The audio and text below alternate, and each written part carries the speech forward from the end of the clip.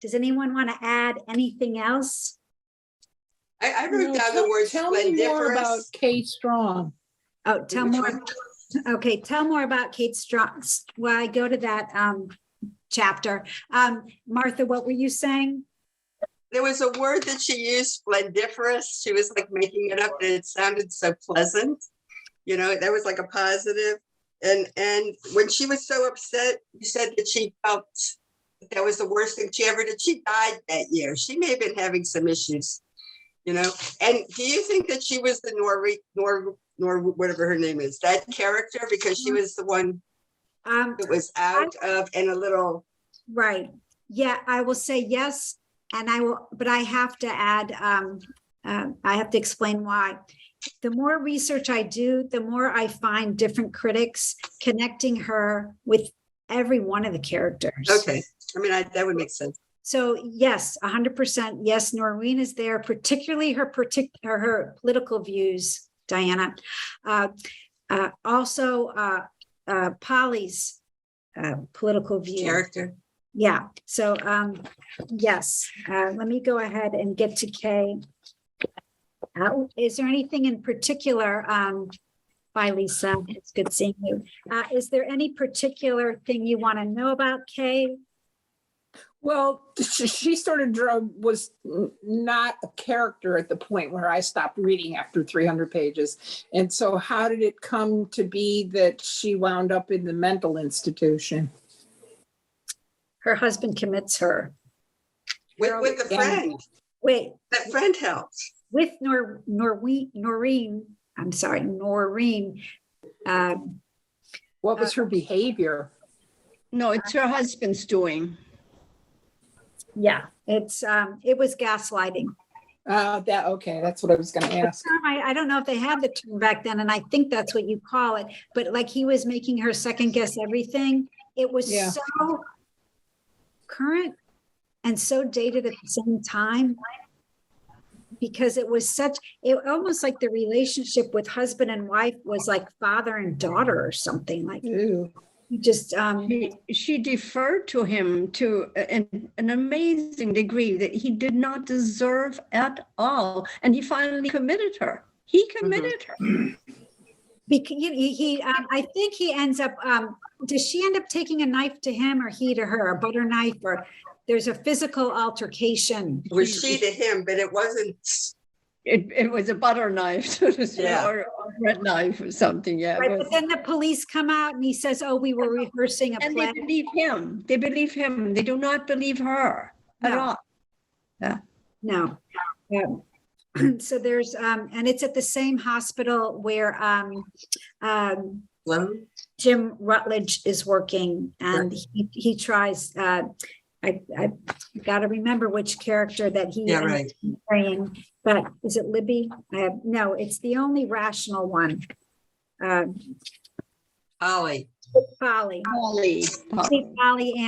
who's the only one. Oh, wow. So he wants to sneak her out, but she elects not to go after her husband shows up and says, "I don't know. Are you really ready to go yet? Are you sure?" I mean, it's so scary. It's so scary. She's definitely the outsider who tries to come in and do everything right. You know, just if she can get that apartment, if she can get those curtains, give him one more chance. It's so sad how no matter how cruddy he treats her. Well, she's giving herself one more chance, not him. Yeah. Because she has to look good in front of the group. She can't say she made a mistake. What is, when you invest in something that has no return, what is that term? You know, you're just throwing good at bad. Like that's her. And she thinks he's such an intellectual goddess. She calls him a genius. Yeah. Yeah. What does he do? Nothing. He's Nothing. He says he's like he works like as a production assistant on some Broadway show. He says he's writing this great play that never happens. He's all oh my God, all these men are artistic failures. Yes. Kathy, were you going to say something? Yeah, I would, when I think, you can see that role model where, Kay does exactly what, every woman's been told to do, which is to, follow a man no matter what, and let him lead. And she can, and he, of course, is a complete idiot. I mean, he's, yeah, I mean, he's just really, he's not bright and capable like she is. And, and eventually, of course, that dynamic just plays out tragically. I think the difference for me is, when I read about that, at least I can say, that, we have moved away from that situation where husbands can't, bake or act someone, in some, now that doesn't mean we have No, No, not in Um, Florida. You can still it's still bail out happening. somebody. you can't.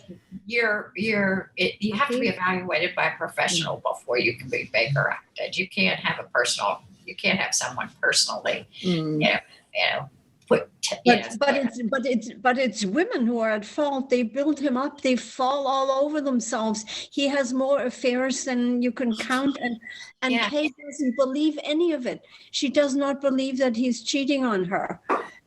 She's very naive. She really wants to make this marriage work, and it's impossible. Impossible. I mean, it's her good friend. It's Noreen who's, smooching with him in the kitchen over. Mhm. Yeah. But the group, the idea of the group as a character, we have Helena go and try to talk to Noreen, like, you got to stop this. Right. Clean your house. Yeah. And work on your own self. For the sake of appearance, like, instead of saying, Kay, we got to have that talk. She doesn't even say anything to her. I mean, it's all about saving face, which is still, let's face it, people want to put out a good front today. They wanted to do it back then, but at such a cost. At such a cost. Yes, that fear of failure. If Kay had made the wrong decision and married the wrong man, she failed, and she would be responsible for that. And she didn't, and her girlfriends didn't want that for her either. Yeah, I guess you're right. The group wanted the marriage to succeed. Yeah. It didn't matter how he treated her. Let's just keep that continuity going. Mm-hmm. That is so sick. It is sad. That is so sick. He really exploited her. Yeah. Weren't they all At the very exploited end, to he's some there. extent? Pardon me? Weren't they all exploited to some extent? I'd say yes. Lakey to me is the most, she adapts best. But she's a lesbian. She's not. No, she beholden left to the some group though. man. She Right. kind of left the group. Yeah, and because she adapted. Okay, if I can't bloom here, I'll bloom somewhere else. Go ahead. Polly seems to be the only one who's really happy, and she makes it work. Polly, even Yes. with her father moving in, everybody says, you can have that, and she makes it work. Yeah, she does. I like the Polly character. You asked who people liked. I like that she lived with the other people at the beginning, in the home and in the moving house. She had a community. Yeah. Something to it. Also, that this was only a 7-year period. That's kind of, it was only 7 years. That they graduated Felt like in forever to 33. me. And it was, 40. she died in the 7 years later. Okay. Right. With the war starting. Yep. And watching now I don't know if it was suicide. I mean, at first I thought it really was, because whatever, but she could have taught, what wasn't that book where about passing? The Passing by Nella Larson. Yeah. I tried to find out if any connection. Did she read the book? Was she influenced by Larson? We have 2 people falling out of windows. 2 women who are struggling with their identity. What's going on here? So how was she finally out of the institution that she went out of a window? Yeah. She ends up at the Vassar Club. Okay, so P.S. P.S. I have no Ohio State Club. All right. There's no club. I graduated. That was the end of it. Like, okay, I get like solicited for like going to a football game. Alumni reunion. Yeah. Like I can't look back. But I did some research. I did not know that these schools have clubs. So, the group is nurtured throughout life. You are nurtured in your circle of influences, your influencers and the decision makers. I mean, I kind of thought about that, but I didn't know there was a club like a hotel. But I don't know these things. I don't know. That's because you're not in New York, honey. No, definitely not. And no wonder people can't get a leg up. Like I wouldn't be let in to deliver pizza. And so I looked at these places because I went online and I Googled them, and they're beautiful. They're literally clubs, like with rooms. Okay, whatever. And there was a time that women were not. You are hilarious. This is a whole social thing that I got to go back and rethink where I missed that growing. Like, my gosh, all these people were doing this, and I'm like at home watching like Laverne and Shirley reruns. No wonder, like, wow. Wow. It was splendiferous. You were not born into the splendiferous, right? Yeah. So anyway, the Vassar Club still does exist. I don't know if they've locked all the windows, but they have air conditioning. They don't open them anymore. Yeah. Right. But it's near Times Square. But that's tacky. Yeah. Well, that again just was another thing that, thanks to literature, my eyes were open to other worlds. So, I'm trying to think of any clubs I belong to. I don't know. Who was it? Groucho Marx? I would not want to be a member of any club. Club that would take me, right? I would remember. Okay. Except this one. This is good. This is good. This is the best ever. We are exclusive. We are like mafia. You're in. That's it. You can't get out. This is for life. Well, I was thinking when we were talking about the women's themes, Stacey, so I'm going to go back, sort of. So I don't know did anybody see the segment yesterday morning on Sunday morning with Hillary Clinton and Chelsea? Yeah. They did a little interview with both. I did an interview with both of them because they're getting ready to launch a series on Apple called Gutsy, which is a interview where Chelsea and Hillary went around the country and interviewed women who are gutsy, in the interview yesterday, she asked Hillary. She said, "Oh, do you think it's a disadvantage to be seen as a gutsy woman?" She said that. Yeah, she said yes, but Female interviewer person, or was it? Yeah. I forget who it was now off the top of my head. She did a good job, but but it was interesting. Was so interesting is that Hillary was doing this with Chelsea. That we have a mother-daughter team that were going around, that have created this new, genre of wanting to educate the world that gutsy women are great, and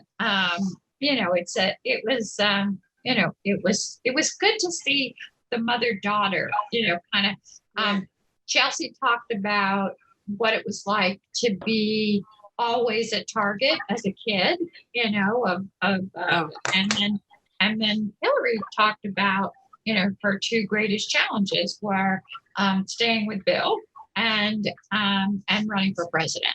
And she actually said staying with Bill was actually a greater challenge than running for president. Wow. Which I thought was interesting. It made me think about this book, about how we have this woman who is you know. And look, Chelsea talked about how all the hateful things people would say to yeah, her. yeah, Well, yeah, this mimics Mary McCarthy's life as well, because, yeah. you know, the personal is harder to get over. You know, the personal hurt's harder to get Personal over than attacks. any critical, you know, Norman Mailer, you know, that's tough stuff to get over. Yeah. Yeah. You know? I mean, Hillary actually said, she said, you know, first of all, she said, you know, that the personal part of it with the, you know, with the Monica Lewinsky, but the part that it was so public, you know, and, you know, I mean, you know, it's one thing to have, you know, Private, things right. behind your own closed doors, but it's another thing to have your life played out in public like that and have everybody give opinions, kind of like what happened to Mary McCarthy after she wrote this book.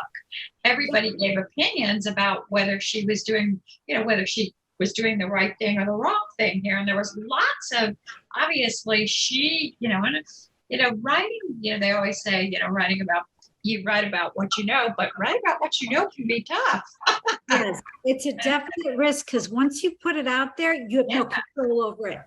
Yeah. Yeah. And she definitely. paid for that. You know, I mean, she paid for it, you know, all her adult life. She did. I'm going to go watch that because I just watched the Ken Burns interview. I saw they had that segment Yeah. on Yeah. the morning, whatever, and I'm going to go find this one now. Yeah. Thank Sunday you. morning. Sunday morning. They have some good stuff. I record it pretty much. Yeah. I love that show. I love that show. I don't know how to turn on my TV. So I believe it, but you can Google it and you can get it on YouTube. Yeah, get it on YouTube. I I'll can send you the link, yeah. I can barely send an email at this point without needing like a gin and tonic. And I can't do a text.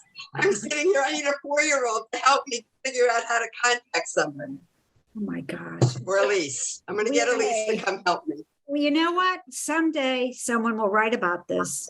Someone will write about this. You should be writing now. Yes. I have a lot to write about. Hey, and I have a lot to. See, this is why I lose faith in women. They admit that they can't do these things. It's not that I can't do them. I just I don't do them with great aplomb. I mess them up. Yeah, this is like my mother. Thread this needle for me. Yes, my mother's still doing that. Yeah, see? I think it's called boomerism or something. Anyway, Yeah. I don't know what I am- it is. I am incredibly grateful for your brains, your beauty, and your wonderful participation in this this wonderful Socratic debate that we have, because I feel so much smarter once I'm done because I've heard from all of you. It means so much to me. I want to thank you.